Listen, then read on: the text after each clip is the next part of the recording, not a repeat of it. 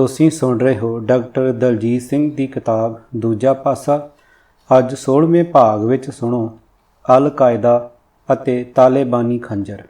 ਆਵਾਜ਼ ਗੁਰਜੰਟ ਸਿੰਘ ਰੂਪਵਾਲੀ। ਵਾਹਿਗੁਰੂ ਜੀ ਕਾ ਖਾਲਸਾ, ਵਾਹਿਗੁਰੂ ਜੀ ਕੀ ਫਤਿਹ। ਅਪ੍ਰੈਲ 1978 ਵਿੱਚ ਲੰਡਨ ਜਾਣ ਲਈ ਮੈਂ ਅਫਗਾਨਿਸਤਾਨ ਏਅਰਲਾਈਨ ਦੀ ਉਡਾਨ ਪਕੜੀ। ਉਹ ਉਡਾਨ ਅੰਮ੍ਰਿਤਸਰ ਤੋਂ ਸ਼ੁਰੂ ਹੋ ਕੇ ਪਹਿਲਾਂ ਕਾਬਲ ਰੁਕਦੀ ਸੀ। ਉੱਥੇ ਰਾਤ ਰਹਿ ਕੇ ਅਗਲੀ ਦਿਹਾੜੀ ਲੰਡਨ ਦਾ ਜਹਾਜ਼ ਮਿਲਦਾ ਸੀ। ਹਵਾਈ ਅੱਡੇ ਉੱਤੇ ਖਲਕਤ ਦੇ ਨਾਂ ਉੱਤੇ ਨਾਅਰੇ ਲਿਖੇ ਹੋਏ ਵੇਖੇ। ਕਈ ਘੰਟੇ ਘੁੰਮ ਕੇ ਕਾਬਲ ਦੇ ਬਾਜ਼ਾਰ ਵੇਖਣ ਦਾ ਮੌਕਾ ਮਿਲਿਆ। ਬੜੇ ਅਮਨ ਦਾ ਮਾਹੌਲ ਸੀ। ਦੁਕਾਨਾਂ ਰੇਹੜੀਆਂ ਵਾਲੇ ਕਈ ਬਾਹਰੀ ਜ਼ੁਬਾਨਾਂ ਬੋਲਦੇ ਸੁਣੇ। ਉਹ ਤਾਂ ਇੰਜ ਬੋਲਦੇ ਸਨ ਜਿਵੇਂ ਉਹ ਅਫਗਾਨੀ ਨਹੀਂ ਸਗੋਂ ਅੰਗਰੇਜ਼, ਫਰੈਂਚ ਜਾਂ ਜਰਮਨ ਹੋਣ। ਉੱਥੇ ਪਹਿਲੀ ਵਾਰ ਮੈਂ ਵੱਡੇ ਵੱਡੇ ਰਸ ਭਰੇ ਕਿੰਨੂ ਖਾਧੇ, ਸਵਾਦੀ ਖੰਜੂਰਾ ਖਾਧੀਆਂ। ਏਅਰਲਾਈਨ ਨੇ ਰਾਤ ਜਿਸ ਹੋਟਲ ਵਿੱਚ ਠਹਿਰਾਇਆ ਉਹ ਇੱਕ ਸਧਾਰਨ ਜਿਹਾ ਸੀ। ਖਾਣਾ ਵੀ ਦੇਸੀ ਜਿਹਾ ਸੀ। ਅਗਲੀ ਸਵੇਰ ਫਿਰ ਕਾਬਲ ਵੇਖਿਆ। ਮੁੰਡਿਆਂ ਕੁੜੀਆਂ ਦੀਆਂ ਟੋਲੀਆਂ ਸਕੂਲ ਜਾਂਦੀਆਂ ਵੇਖੀਆਂ। ਔਰਤਾਂ ਵੀ ਆਜ਼ਾਦੀ ਨਾਲ ਫਿਰ ਰਹੀਆਂ ਸਨ। ਕਿਸੇ ਟਾਮੀ ਨੇ ਬੁਰਕਾ ਪਾਇਆ ਹੋਇਆ ਸੀ। ਇੰਜ ਲੱਗਦਾ ਸੀ ਜਿਵੇਂ ਇਹ ਦੇਸ਼ ਤਰੱਕੀ ਦੇ ਰਸਤੇ ਉੱਤੇ ਸੀ ਅਤੇ ਅਮਨ ਅਮਾਨ ਸਦੀਵੀ ਸੀ। ਅਫਗਾਨਿਸਤਾਨ ਵਿੱਚ ਉਦੋਂ ਸੋਵੀਅਤ ਨਵਾਜ਼ ਪਾਰਟੀ ਦੀ ਹਕੂਮਤ ਚੱਲ ਰਹੀ ਸੀ। ਅਮਰੀਕਾ ਵਿੱਚ ਉਸ ਸਮੇਂ ਇਸ ਹਕੂਮਤ ਨੂੰ ਡੇਗਣ ਅਤੇ ਲੜਾਈ ਵੀਅਤਨਾਮ ਕਿਸਮ ਦੇ ਹਾਲਾਤ ਪੈਦਾ ਕਰਕੇ ਸੋਵੀਅਤ ਰੂਸ ਨੂੰ ਇਸ ਦਲਦਲ ਵਿੱਚ ਫਸਾਉਣ ਦੀਆਂ ਗੋਂਦਾਂ ਗੁੰਦੀਆਂ ਜਾ ਰਹੀਆਂ ਸਨ। 1978 ਵਿੱਚ ਇਸ ਪ੍ਰੋਗਰਾਮ ਦਾ ਆਗਾਜ਼ ਹੋ ਚੁੱਕਾ ਸੀ। ਅਮਰੀਕਾ ਦੇ ਪ੍ਰਧਾਨ ਜਿਮੀ ਕਾਰਟਰ ਦੇ ਸਮੇਂ ਉਸ ਦੇ ਮੁੱਖ ਰੱਖਿਆ ਸਲਾਹਕਾਰ ਬਰਜ਼ਿੰਸਕੀ ਦੀ ਚਾਲ ਚੱਲੀ ਜਾ ਰਹੀ ਸੀ। ਬਰਜ਼ਿੰਸਕੀ ਨੇ 1998 ਵਿੱਚ ਇੱਕ ਇੰਟਰਵਿਊ ਵਿੱਚ ਦੱਸਿਆ ਕਿ ਅਲ-ਕਾਇਦਾ ਦੀ ਨੀਂਹ ਦਰਅਸਲ ਅਮਰੀਕਾ ਦੀ CIA ਨੇ ਰੱਖੀ ਸੀ। ਉਸ ਨੇ ਕਿਹਾ, ਇਤਿਹਾਸ ਦੇ ਮੁਤਾਬਕ ਮੁਹਾਜ਼ਦੀਨ ਨੂੰ CIA ਨੇ ਰੂਸੀ ਫੌਜਾਂ ਦੇ ਦਾਖਲੇ ਪਿੱਛੋਂ ਸ਼ੁਰੂ ਕੀਤਾ ਹੈ, ਪਰ ਅਸਲ ਗੱਲ ਇਹ ਹੈ ਕਿ ਇਸ ਤੋਂ ਕਿਤੇ ਪਹਿਲਾਂ 3 ਜੁਲਾਈ 1979 ਨੂੰ ਪ੍ਰਧਾਨ ਕਾਰਟਰ ਨੇ ਸੋਵੀਅਤ ਨਵਾਜ਼ ਹਕੂਮਤ ਦੇ ਉਲਟ ਤਾਕਤਾਂ ਨੂੰ ਮਦਦ ਦੇਣ ਲਈ ਹੁਕਮ ਉੱਤੇ ਦਸਤਖਤ ਕੀਤੇ ਸਨ। ਮੈਂ ਪ੍ਰਧਾਨ ਨੂੰ ਲਿਖਿਆ ਸੀ ਕਿ ਸਾਡੀ ਛੇੜਛਾੜ ਦੀ ਪਹਿਲ ਪਿੱਛੋਂ ਸੋਵੀਅਤ ਫੌਜ ਪ੍ਰਤੀਕਰਮ ਵਿੱਚ ਖਿੱਚੀ ਜਾਵੇਗੀ ਅਤੇ ਆ ਫਸੇਗੀ। ਐਨ ਇਹੀ ਕੁਝ ਹੋਇਆ। ਸੋਵੀਅਤ ਫੌਜ 24 ਦਸੰਬਰ 1979 ਨੂੰ ਅਫਗਾਨਿਸਤਾਨ ਅੰਦਰ ਆ ਵੜੀ। ਇੱਥੇ ਉਸ ਦਾ ਅਮਰੀਕਨ ਵੀਅਤਨਾਮ ਵਾਲਾ ਹਾਲ ਹੋਇਆ।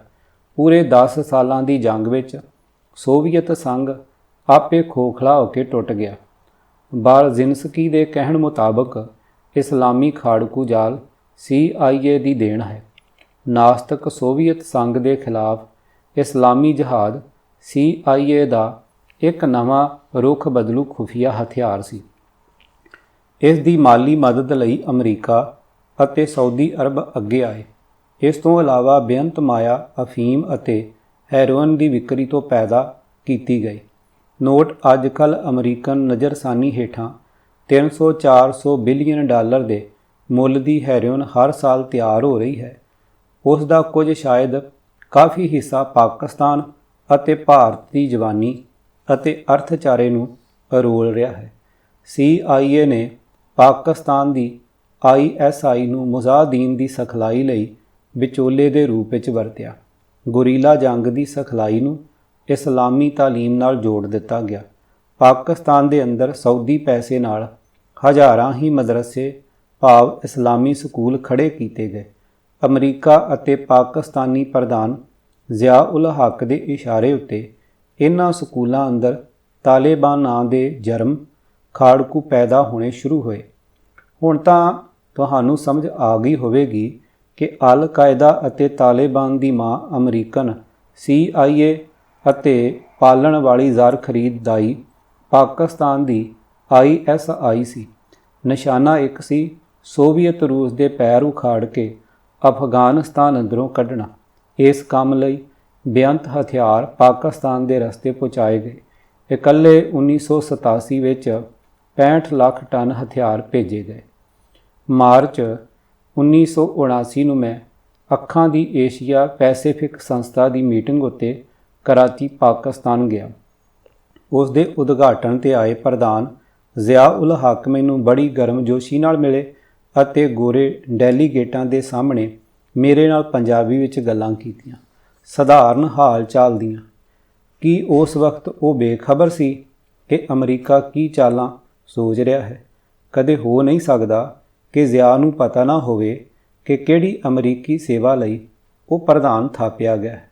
ਉਹ ਚਾਲਾਂ ਜਦੋਂ ਅਮਲ ਵਿੱਚ ਆਈਆਂ ਤਾਂ ਨਾ ਕੇਵਲ ਸੋਵੀਅਤ ਫੌਜ ਦੀ ਭਾਂਜ ਹੋਈ, ਸਗੋਂ ਪਾਕਿਸਤਾਨ ਦਾ ਕੁੱਲ ਭਾਈਚਾਰਾ ਅਤੇ ਅਰਥਚਾਰਾ ਅਫਗਾਨੀ ਸ਼ਰਨਾਰਥੀਆਂ ਅਤੇ AK-47 ਰਾਈਫਲਾਂ ਨਾਲ ਜੜੋਂ ਹਿੱਲ ਗਿਆ। ਜਿਉਂ ਹੀ ਪ੍ਰਧਾਨ ਜ਼ਿਆ ਨੂੰ ਸਮਝ ਆਈ ਅਤੇ ਉਸ ਨੇ ਆਪਣੇ ਤੇਵਰ ਬਦਲਣੇ ਸ਼ੁਰੂ ਕੀਤੇ ਤਾਂ ਉਸ ਨੂੰ ਲਿਜਾਂਦੇ ਹਵਾਈ ਜਹਾਜ਼ ਨੂੰ ਉਡਾ ਦਿੱਤਾ ਗਿਆ। ਤੁਹਾਨੂੰ ਸ਼ਾਇਦ ਯਾਦ ਹੋਵੇਗਾ ਕਿ 1948 ਵਿੱਚ ਪਾਕਿਸਤਾਨੀ ਪ੍ਰਧਾਨ ਲਿਆਕਤ ਅਲੀ ਨੂੰ ਅਮਰੀਕੀ ਰਜ਼ਾ ਵਿੱਚ ਨਾ ਰਹਿਣ ਦੇ ਵਜਰਪਾਤ ਕਾਰਨ ਗੋਲੀ ਨਾਲ ਉਡਾ ਦਿੱਤਾ ਗਿਆ ਸੀ। ਅਮਰੀਕਨ ਪਾਕਿਸਤਾਨ ਦੋਸਤੀ ਅਜੇ ਤੱਕ ਕਾਇਮ ਅਤੇ ਮਜ਼ਬੂਤ ਹੈ। ਪਾਕਿਸਤਾਨ ਤਾਂ ਕੰਬਲ ਨੂੰ ਛੰਡਣਾ ਲਾਉਣਾ ਚਾਹੁੰਦਾ ਹੈ, ਪਰ ਕੰਬਲ ਦੀ ਸਾਹ ਘੁੱਟਣੀ ਪਕੜ ਇਸ ਸਮੇਂ ਮਜ਼ਬੂਤ ਹੈ। ਖੈਰ 1979 ਤੋਂ ਪਿੱਛੋਂ ਓਬਾਮਾ ਬਿਨ ਲਾਦੇਨ ਨੂੰ ਸੋਵੀਅਤ ਅਫਗਾਨ ਜੰਗ ਸਮੇਂ ਵਰਤੋਂ ਵਿੱਚ ਲਿਆਂਦਾ ਗਿਆ। ਨਿਸ਼ਾਨਾ ਸੀ ਕਿ ਕੁੱਲ ਮੁਸਲਮਾਨ ਦੇਸ਼ ਨਾਸਤਕ ਸੋਵੀਅਤ ਸੰਘ ਦੇ ਖਿਲਾਫ ਲਾਮਬੰਦ ਕੀਤੇ ਜਾਣ। ਇਸ ਨੇਕ ਕੰਮ ਲਈ 40 ਦੇਸ਼ਾਂ ਤੋਂ 35,000 ਖਾੜਕੂ ਮੁਸਲਮਾਨ ਲਿਆਂਦੇ ਗਏ, ਜਿਨ੍ਹਾਂ ਵਿੱਚੋਂ ਹਜ਼ਾਰਾਂ ਵਿਦਿਆਰਥੀ ਤਾਲਿਬਾਨ ਪਾਕਿਸਤਾਨ ਅੰਦਰਲੇ ਮਦਰਸਿਆਂ ਵਿੱਚੋਂ ਸਿੱਖਿਆ ਹਾਸਲ ਕਰਕੇ ਜਹਾਜ਼ ਲਈ ਅਫਗਾਨੀ ਮੁਹਾਜ਼ ਉੱਤੇ 1982 ਤੋਂ 1992 ਤੱਕ ਭੇਜੇ ਗਏ। ਕਰਦੇ ਕਰਾਉਂਦੇ ਕਰੀਬ 10 ਲੱਖ ਬਾਹਰਲੇ ਮੁਸਲਮਾਨਾਂ ਉੱਤੇ ਅਫਗਾਨੀ ਜਹਾਜ਼ ਦੀ ਭਾਣ ਚੜ੍ਹੀ। ਉਹਨਾਂ ਨੇ ਕੋਸੋਵੋ, ਚੈਚਨੀਆ ਅਤੇ ਕਸ਼ਮੀਰ ਦੇ ਮੁਹਾਜ਼ਾਂ ਉੱਤੇ ਜਥਾ ਸ਼ਕਤੀ ਹਿੱਸਾ ਪਾਇਆ। ਕਸ਼ਮੀਰ ਦੀ ਲਗਾਤਾਰ ਮੱਠੀ ਲੰਬੀ ਜੰਗ CIA ਅਤੇ ਜ਼ਿਆ ਉਲ ਹੱਕ ਦੇ ਸਾਂਝੇ ਦਿਮਾਗਾਂ ਦੀ ਉਪਜ ਜਾਪਦੀ ਹੈ। ਜ਼ਿਆ ਨੇ ਕੀ ਸੋਚਣਾ ਸੀ? ਉਸ ਨੇ ਤਾਂ ਕੇਵਲ ਹਾਂ ਹੀ ਕਹਿਣੀ ਸੀ। ਵਿੱਤੀ ਸਹਾਇਤਾ, ਸਿਖਲਾਈ ਅਤੇ ਹਥਿਆਰ ਸਪਲਾਈ ਦੇ ਸੋਮੇ ਅਮਰੀਕਾ ਅਤੇ ਪੱਛਮੀ ਦੇਸ਼ ਸਨ। ਕਸ਼ਮੀਰ ਉੱਤੇ ਅਲ-ਕਾਇਦਾ ਅਤੇ ਤਾਲਿਬਾਨ ਦਾ ਪਰਛਾਵਾਂ ਸਪਸ਼ਟ ਹੈ। ਇਸ ਨੂੰ ਕਾਬੂ ਕਰਨ ਦੇ ਯਤਨਾਂ ਵਿੱਚ ਭਾਰਤ ਦੀਆਂ ਵਿੱਤੀ ਖੂਨ ਨਾੜਾਂ ਲਗਾਤਾਰ ਚੋ ਰਹੀਆਂ ਹਨ, ਜਿਸ ਕਾਰਨ ਕੁੱਲ ਦੇਸ਼ ਪਛੜੇਪਣ ਦੀ ਦਲਦਲ ਵਿੱਚ ਫਸਿਆ ਹੋਇਆ ਹੈ। ਸੋਵੀਅਤ ਅਫਗਾਨ ਜੰਗ ਪਿੱਛੋਂ ਖੌਫਵਾਦ ਉੱਤੇ ਜੰਗ। ਸੋਵੀਅਤ ਭਾਂਜ ਪਿੱਛੋਂ ISI ਦੀ ਵਰਤੋਂ ਅੱਗੇ ਹੋਣੀ ਸੀ। ਉਸ ਦੇ ਤਾਲਿਬਾਨ ਮੱਧ ਏਸ਼ੀਆ, ਕੇਂਦਰੀ ਏਸ਼ੀਆ, ਬਲਕਾਨ ਅਤੇ ਦੱਖਣੀ ਏਸ਼ੀਆ ਅੰਦਰ ਖਿਲਾਰ ਦਿੱਤੇ ਗਏ। ਇੰਜ ਸੋਵੀਅਤ ਰੂਸ ਦੇ ਟੁੱਟਣ ਉੱਤੇ ਕੇਂਦਰੀ ਏਸ਼ੀਆ ਅੰਦਰ 6 ਨਵੇਂ ਮੁਸਲਮਾਨ ਦੇਸ਼ ਹੋਂਦ ਵਿੱਚ ਲਿਆਂਦੇ ਗਏ। 1999 ਦੇ ਸੋਵੀਅਤ ਫੌਜਾਂ ਦੇ ਘਰ ਪਰਤਣ ਪਿੱਛੋਂ ਵੀ ਅਫਗਾਨਿਸਤਾਨ ਅੰਦਰ ਖਾਨਾ ਜੰਗੀ ਜਾਰੀ ਰਹੀ। ਤਾਲਿਬਾਨ ਦੀ ਮਦਦ ਉੱਤੇ ਇੱਕ ਸਿਆਸੀ ਪਾਰਟੀ JUI ਜਮਾਇਤ-ਉਲ ਉਲੇਮਾਏ ਇਸਲਾਮ 1993 ਵਿੱਚ ਬੇਨਜ਼ੀਰ ਭੁੱਟੋ ਵਜ਼ਾਰਤ ਵਿੱਚ ਵੀ ਸ਼ਾਮਲ ਹੋ ਗਈ। ਤਾਲਿਬਾਨ ਦਾ ਕੁੱਲ ਅਮਲਾ ਫੈਲਾ ਅਤੇ ਹਥਿਆਰ CIA ਦੀਆਂ ਮਿਹਰਬਾਨ ਨਜ਼ਰਾਂ ਹੇਠ ISI ਵੱਲੋਂ ਆਉਂਦਾ ਸੀ। ਖਾਨਾ ਜੰਗੀ ਦੇ ਦੋਵੇਂ ਪਾਸੇ ਹਥਿਆਰ ISI ਵੱਲੋਂ ਜਾਂਦੇ ਸਨ। ਤਾਲਿਬਾਨ ਦੇ ਹੱਥੋਂ ਕਰਵਾਏ ਬਦਨਾਮ ਨਾਟਕੀ ਕਾਰਨਾਮੇ ਅਤੇ ਔਰਤਾਂ ਉੱਤੇ ਅਤਿਆਚਾਰ ਦੀ ਕੁੱਲ ਵਾਕ ਵੀ CIA ਦੇ ਕੋਲ ਸੀ। ਇਸ ਤਰ੍ਹਾਂ ਦੇ ਇਸਲਾਮੀ ਨਿਜ਼ਾਮ ਰਾਹੀਂ ਅਮਰੀਕਾ ਆਪਣਾ ਉੱਲੂ ਸਿੱਧਾ ਕਰ ਰਿਹਾ ਸੀ। ਹੈਰੋਇਨ ਵਪਾਰ ਦੀ ਕਮਾਈ ਨਾਲ ਬੋਸਨੀਆ ਅਤੇ ਕੋਸੋਵੋ ਦੀਆਂ ਫੌਜਾਂ ਅਮਰੀਕਨ ਹਥਿਆਰ ਖਰੀਦਦੀਆਂ ਸਨ। ਚੈਚਨੀਆ ਅੰਦਰ ਜੰਗ। ਰੂਸ ਦੀ ਅਰਧ ਆਜ਼ਾਦ ਰਿਆਸਤ ਚੈਚਨੀਆ ਦੀ ਬੇਚੈਨੀ ਅਤੇ ਜੰਗ ਪਿੱਛੇ ਵੀ ਤਾਲਿਬਾਨ ਅਤੇ ਓਸਾਮਾ ਬਿਨ ਲਾਦੇਨ ਸਨ। ਦੋਵੇਂ ਅਮਰੀਕਾ ਦੀ ਲੁਕੀ ਛੁਪੀ ਜੰਗ ਦੇ ਸਾਥੀ। ਰੂਸ ਦੀਆਂ ਵੱਡੀਆਂ ਤੇਲ ਪਾਈਪਲਾਈਨਾਂ ਇਸੇ ਰਸਤੇ ਲੰਘਦੀਆਂ ਸਨ। ਇੱਕ ਤਰ੍ਹਾਂ ਉਸ ਦੀ ਜਿੰਦ ਜਾਨ ਦੀ ਕੁੰਜੀ ਸਨ। ਜ਼ਾਹਰ ਹੈ ਕਿ ਰੂਸ ਨੇ ਜਾਨੀ ਮਾਲੀ ਨੁਕਸਾਨ ਸਹਿ ਕੇ ਵੀ ਇਸ ਨੂੰ ਹੱਥੋਂ ਨਹੀਂ ਸੀ ਜਾਣ ਦੇਣਾ। ਹੁਣ ਉੱਥੇ ਅਮਨ ਚੈਨ ਹੈ। ਭਾਰਤ ਉੱਤੇ ਲੁਕਵਾਂ ਧਾਵਾ। ਭਾਰਤ ਨਾਲ ਤਾਂ ISI ਦਾ ਮੁੱਢੋਂ ਹੀ ਪ੍ਰੇਮ ਰਿਹਾ ਹੈ। 50ਵੇਂ ਵਿੱਚ ਉੱਤਰ ਪੱਛਮੀ ਏਜੰਸੀ ਵਿੱਚ ਬਾਗੀ ਉਕਸਾਉਣੇ ਸ਼ੁਰੂ ਕੀਤੇ।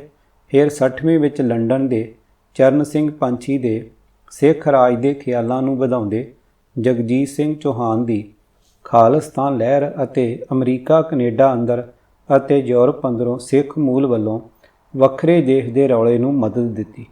1969 ਤੋਂ 74 ਵੇਲੇ ਅਮਰੀਕਨ ਪ੍ਰਧਾਨ ਨਿਕਸਨ ਦੀ ਸਰਕਾਰ ਨਾਲ ਰਲ ਕੇ ISI ਨੇ ਪੰਜਾਬ ਅੰਦਰ ਖਾਲਿਸਤਾਨੀ ਲਹਿਰ ਨੂੰ ਹਵਾ ਦਿੱਤੀ। 80ਵਿਆਂ ਤੋਂ ਇਸ ਦੀ ਮਿਹਰਬਾਨ ਨਜ਼ਰ ਕਸ਼ਮੀਰ ਉੱਤੇ ਪਈ ਹੈ। ਅਮਰੀਕਾ ਓਪਰੇ ਤੌਰ ਤੇ ਇਸ ਦੀ ਨਖੇਦੀ ਕਰਦਾ ਹੈ, ਪਰ ਅੰਦਰੋਂ ਨਾਲ ਹੈ।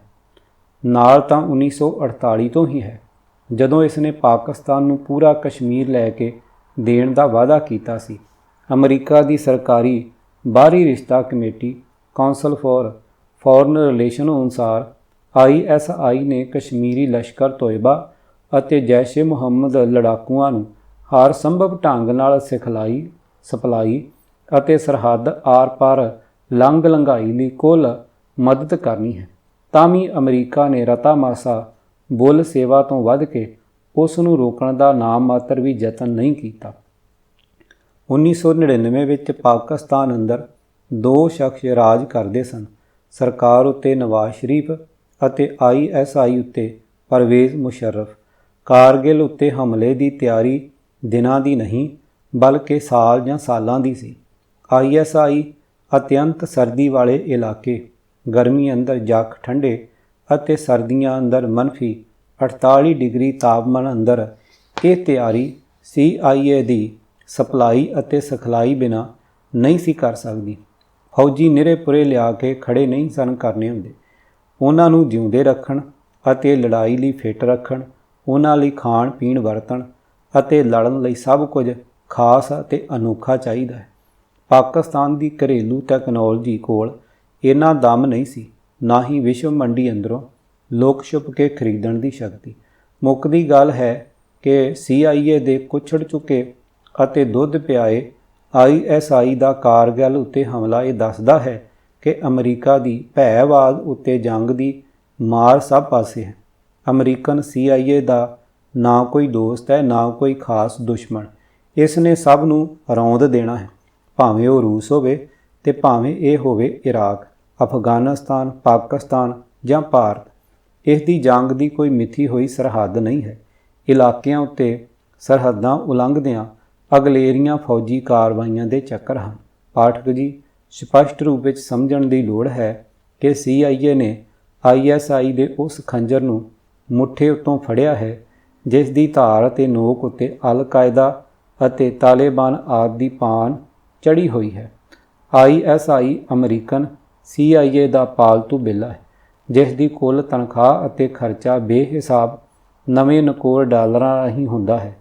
ਇਸ ਢੰਗ ਨਾਲ ਪਾਕਿਸਤਾਨ ਅੰਦਰ ਇੱਕ ਹੀ ਸਮੇਂ 2 ਹਕੂਮਤਾਂ ਚੱਲਦੀਆਂ ਹਨ, ਇੱਕ ਆਜ਼ਾਦ ਸ਼ਕਤੀਸ਼ਾਲੀ ਹਥਿਆਰਬੰਦ ਅਤੇ ਦੂਜੀ ਸੂਟ-ਬੂਟ ਵਾਲੀ ਦਰਸ਼ਨੀ। ਸਰਹੱਦ ਪਾਰੋਂ ਜਦੋਂ ਵੀ ਕੋਈ ਸ਼ਰਾਰਤ ਅਲ-ਕਾਇਦਾ ਜਾਂ ਤਾਲਿਬਾਨ ਜਿਹੇ ਅਨਸਰਾਂ ਰਾਹੀਂ ਕਰਵਾਈ ਜਾਂਦੀ ਹੈ ਤਾਂ ਸਾਡੇ ਵੱਲੋਂ ਰੋਸ ਅਤੇ ਤਾੜਨਾ ਪੱਤਰਾਂ ਉੱਤੇ ਸਿਰਨਾਮਾ ਕਿਸ ਦਾ ਹੁੰਦਾ ਹੈ ਜਾਂ ਕਿੱਧਰ ਹੋਣਾ ਚਾਹੀਦਾ ਹੈ। ਅੰਤ ਵਿੱਚ ਮੋਟੀਆਂ ਗੱਲਾਂ। ਬਿਨ ਲਾਦੇਨ CIA ਦਾ ਹੀ ਬੱਚਾ ਸੀ। ਉਸ ਨੂੰ ਮਰਿਆਂ 8 ਸਾਲ ਹੋ ਗਏ ਹਨ।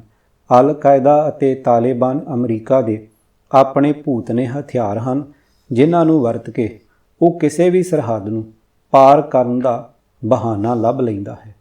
ਕਿਤਾਬ ਦੂਜਾ ਪਾਸਾ, ਲੇਖਕ ਡਾਕਟਰ ਦਲਜੀਤ ਸਿੰਘ, ਭਾਗ 16ਵਾਂ, ਆਵਾਜ਼ ਗੁਰਜੰਟ ਸਿੰਘ ਰੂਪਵਾਲੀ।